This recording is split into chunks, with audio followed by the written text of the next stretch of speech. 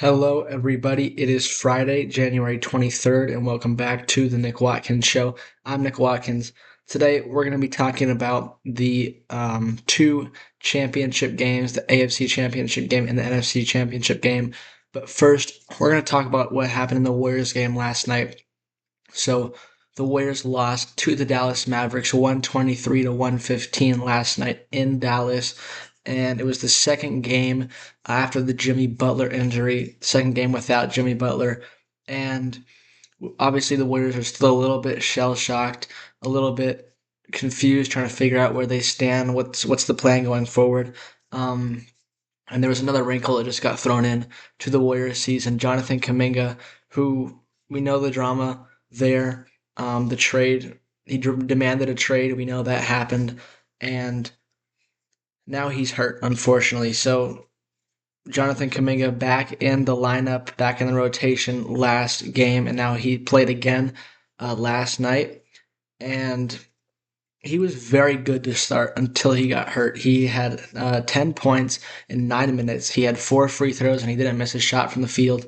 He was plus 18 in his 9 minutes. And then he got hurt. He hyperextended his knee and twisted his ankle. That happened on the same play. So Kuminga went to the locker room, did not return, and he is out. We don't know how long he's going to be out. Does that affect his trade value? I don't know, but just for the short term, for the Warriors trying to win basketball games, losing JK does not help at all. And it's a very, very bad thing that happened because Kuminga was going to have to step up and fill the shoes of Jimmy Butler to try and be in that Jimmy Butler role to get points on the board when the staff's on the bench. And he was doing that, and then he got hurt. So we're going to have to move forward from there. I don't know when he's going to be back. It's very unfortunate that that happened, especially with all the trade drama circling. Steph Curry was very good in this game. He was 38 points in 34 minutes. The odd part is he was minus 24 in this game in the plus minus. So he dropped 38 and minus 24. I really don't know how that happened.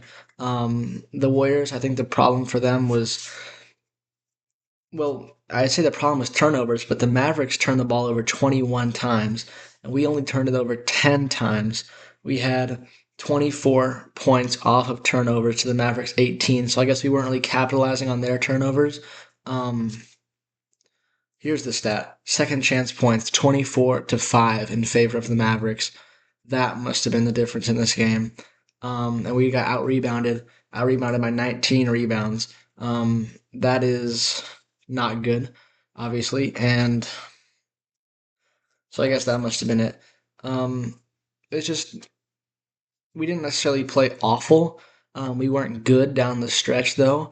But I guess the loss of Jimmy Butler is still fresh in our minds and still affecting our play. We're just trying to figure it out, and it's concerning because there's not a clear direction for this team to go because obviously, I mean, Jimmy probably will be back next year and we can go again. But as for this year, I don't know. It's a really peculiar situation because you want to be able to compete while you still have Steph and Draymond, and then eventually Jimmy will come back. But right now, we don't necessarily have all the pieces to compete as it currently stands. We can still make the playoffs, sure, but winning a championship is basically out of the question for this group as it stands. And that's the reality of the situation where you can either sell and try and rebuild, or you can just wait it out, or you can make a push. But there's not one clear option out of those three that works very well and is favorable above the others. Obviously, you want to try and win, but that's just not very realistic at this point in time. I do not envy Mike Dunleavy and the Warriors front office to have to make these tough decisions. And it's unfortunate because there is no right decision.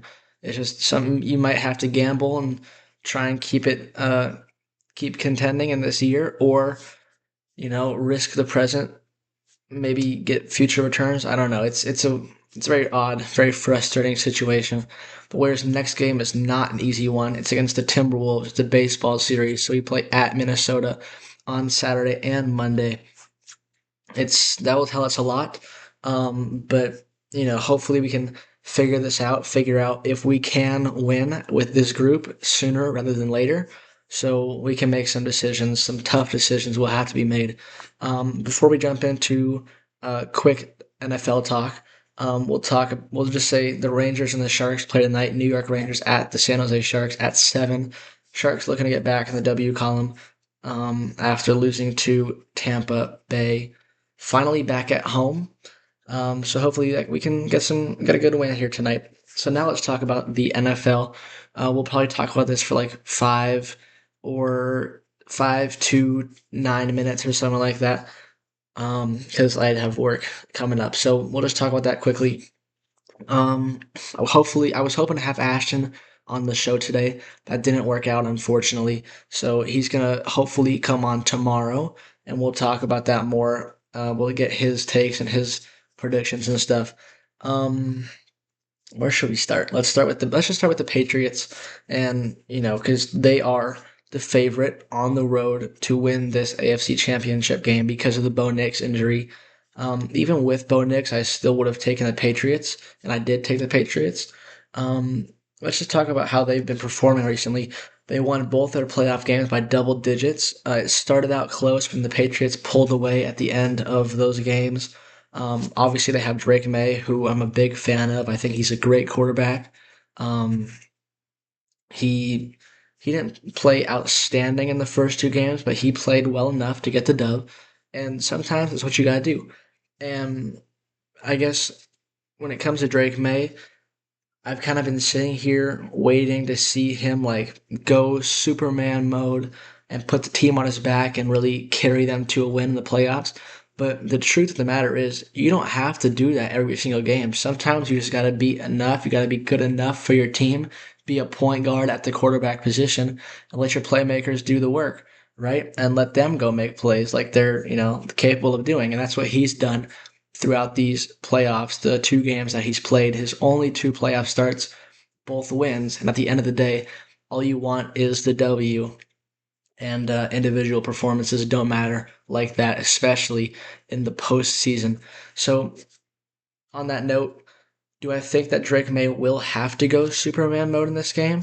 Not entirely. I mean, obviously anything is possible, and that Broncos defense is very good, and he might have to make some great plays on it with his legs and escaping and make some off schedule plays against this great Broncos defense. But with the way that this Patriots defense has played over these playoffs and as of late especially, I think they'll be able to hold the Broncos off enough. I don't. It's gonna be. It's not gonna be comfortable. It will be close, but not like razor close where the Patriots offense is under so much pressure. There's going to be a little bit of pressure, but not enough pressure where every drive is pivotal and mistakes are just, too costly. I think there will be some room for error. Um, but I don't think Drake May will make any errors. I don't think he'll make any mistakes like that. And as long as he plays a clean game, that'll be very important, especially for a young quarterback. If he plays a clean game, this game should go to the Patriots. Not by a huge margin, but not razor close either. It'll be a nice, solid win for New England as they go to the Super Bowl. So that's my thoughts on that one. As for Denver, I don't know. I'm not, I haven't. I'm sure a Denver fan will have more to say about this and will know more than me, but I'm not sure how the offense will change with Jared Stidham. I don't know if it will change. Um, I don't expect it to be too drastic of a change. I mean, they're obviously you'd rather have Bo Nix, but I think Stidham can be good enough. And I said that yesterday. Um, I think he can play well enough, but not well enough to get the dub against a very good Patriots team. I think if it was like a regular season game and they needed Stidham to step up and get a win over a lesser opponent, I fully believe he could do that and he could execute and get a dub for you. But on this stage against that team, the chances of winning with a backup quarterback are very unlikely. But we've seen that happen in the past. We've seen heroes come out of nowhere, and it could be his moment to step up.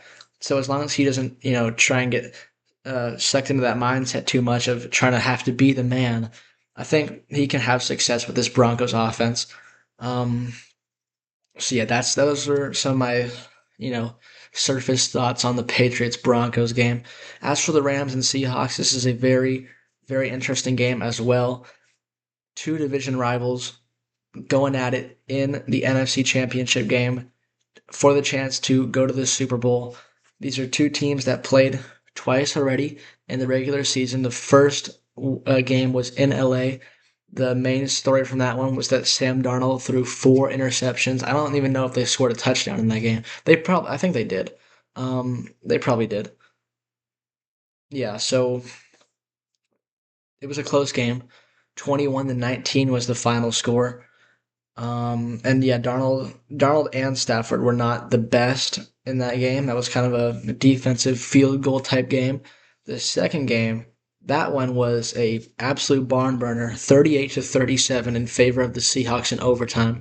And I'm sure you remember that game. It was one of the highlights, if not the highlight, of the year for the NFL regular season. So I'm not sure which game it would be. If you remember the Seahawks and the 49ers first two games, those two were super close defensive. And when two teams face each other again, like I said before, you can almost expect it to be different completely. But both of those games were completely different. So I don't know if it's going to lean towards a defensive game or an offensive game. It's kind of hard to tell, especially with the Seahawks because they haven't had to show up since that Rams game pretty much. I mean, they took care of us twice and Carolina as well. They just took care of business.